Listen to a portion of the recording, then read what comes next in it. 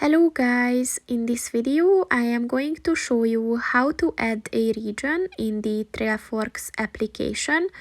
But first I just want to mention, don't forget to subscribe to my channel, because at 10,000 subscribers I am going to show you my whole YouTube revenue statistics and growth strategy, as well as how to make money online. Let's jump into it. First of all, open the application on your phone. And then click on the three lines at the top of the page on the left. And then click on the settings button.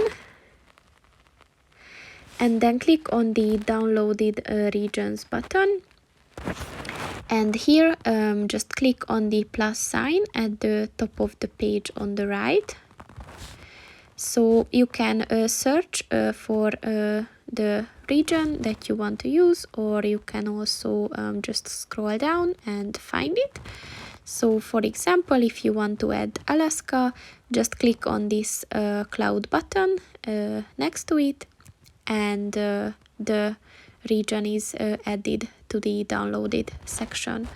So that's pretty much it for this video, guys. See you in the next one. Goodbye.